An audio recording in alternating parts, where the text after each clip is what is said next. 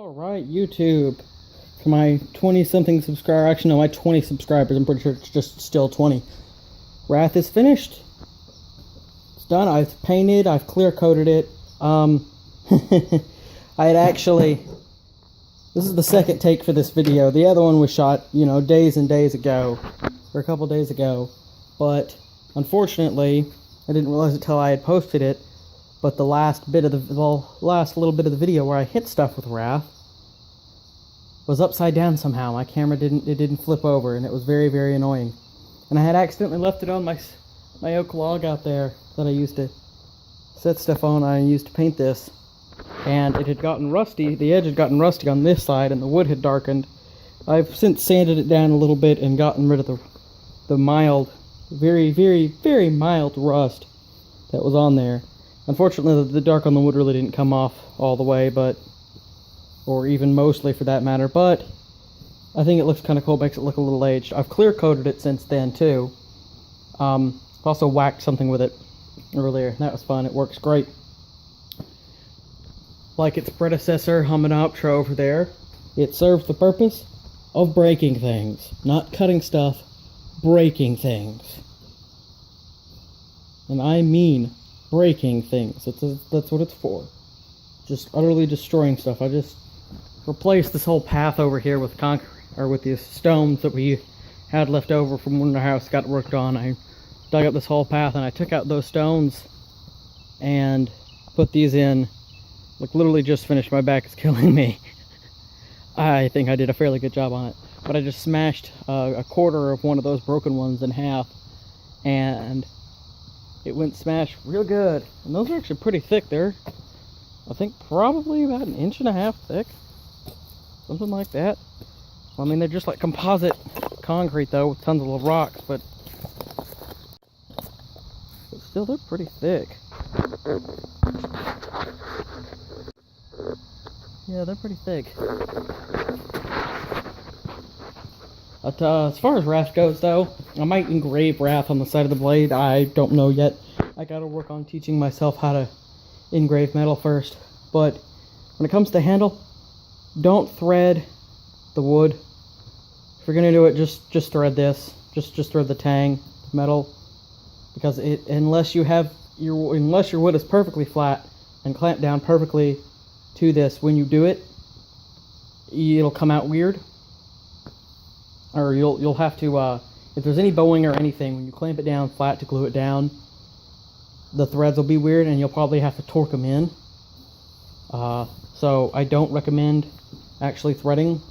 Actually, you probably shouldn't thread any of this, honestly. I just did because I like to, and I like using the tap that I have. And I thought, oh, it won't be a problem, it won't be a problem. It was a freaking problem. Don't do it. I then took, after I got it glued on, I took a wood rasp. Because, there was extra wood. I took the extra wood off. I actually ended up, after trying to use a coping saw for about 20 minutes, I realized this wasn't going anywhere. And so I went over to the belt grinder and ground the rest of the excess off, and then took a wood rasp, got the rest of the excess. There's actually still a little bits of excess here and there, but perfectly okay. And then I took the wood rasp and curved over the edges, and then hit it with some 400 grit sandpaper or something, and I don't quite remember. I'm pretty sure it was 400 grit. Made sure to round off all the sharp edges, or more or less sharp edges, because if something hits there, it can chip or shear, and then you've got a nasty gash in your wood, and nobody wants that. Now, keep in mind, this thing is mild steel, so it will take some damage. As you can see, maybe I've got a couple chips in there from hitting the piece of concrete. No, they're not too bad. And they were a little more deformed outward, but I hit them with a file, and it took care of them. It's a lovely little blade, and it is this month's build, though you didn't really get to see me build much of it, because it's all just cutting, mostly. I mean, you don't even have to put these bevels on. I just wanted to do it to make it look cool. You could get away with just cutting it out and roughing it to shape. Frankly, all you really need to do is take a big piece of flat bar and cut a handle section out of it and wrap the handle, and then boom, you've got a giant sword club, assuming you can lift it. I can lift this rather easily. I mean, it's still heavy, it's not a fighting sword. It's meant for destruction. And if anybody were to use it, I'd recommend they be a bodybuilder. And even then, still probably not. An axe probably might work a little better because you can chop with that. It'd be cool if I got to send this thing to Zombie Go Boom, but I don't know if I can or if I'd even have the money to ship this heavy thing. But yeah, I've got some other ideas, something to do with this plate and whatnot. I've got a couple ideas for that. So, like, share, and subscribe and whatnot. Hopefully the next time I do a build, you'll actually get to see it, because I'll have some more money. I basically had to scrounge around, because my out-of-pocket for college is insane this semester. Because my state scholarship for getting good grades in high school is crap, and his legislation has thrown it out the window basically by now. So next build, hopefully you'll get to see me do some stuff, because hopefully I'll have some money to actually get parts and whatnot. And I'll try and actually make a good video.